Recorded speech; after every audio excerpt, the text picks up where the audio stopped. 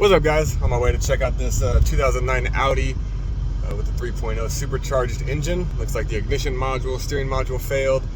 So we're gonna go check this thing out and see if it's a good deal or not. So, not traveling down Sahara. We'll pick this thing up and hopefully it all works out. All right, so here's the Audi. Sweltering Las Vegas sun, unforgiving, 105 degrees out here. But very clean. Needs an ignition module, a new battery, a few things like that. But I gotta reconnect the sway bar,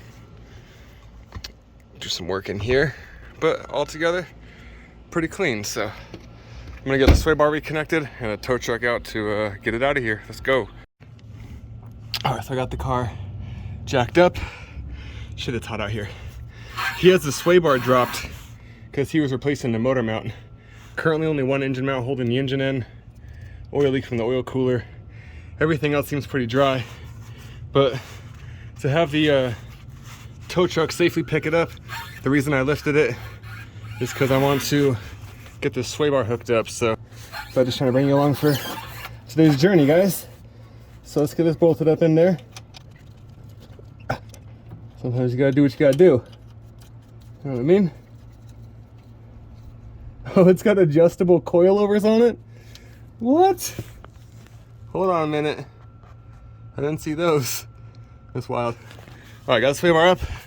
Ready for the tow truck. Just got it loaded up.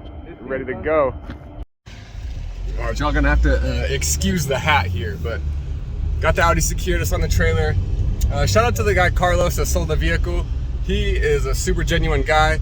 And I really wish more people were like him, man. So if you're watching this, Carlos, shout out to you. You're a good dude. And let's get this Audi fixed up. Let's go. All right, vehicle secured. All right, getting started on trying to figure out this Audi. I got just a cable going from here to here. It's just ghetto connected.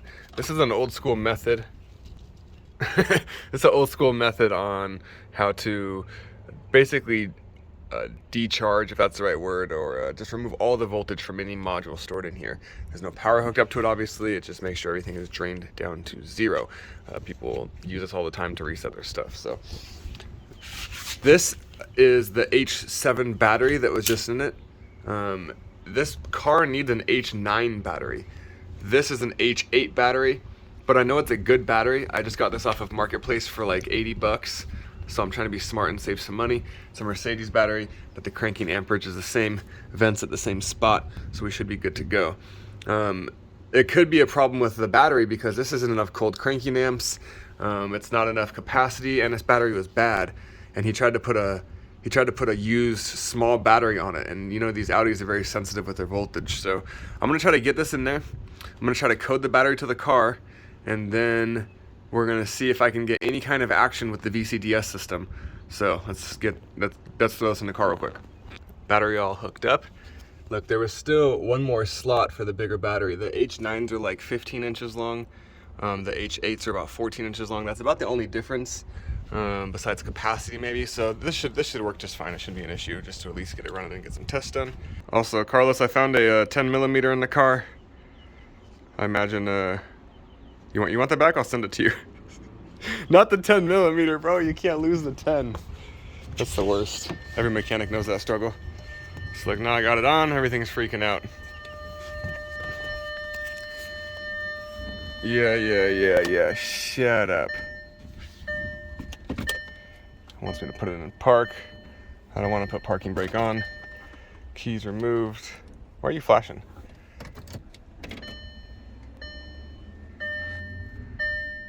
Everything turns right on, so please remove key. What if I want to? So that's all that happens right there, guys, is a bunch of nothing.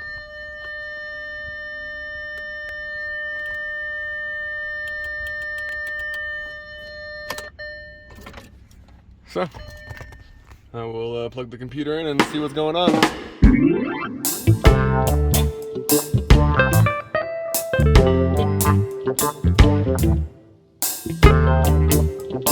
Thank you.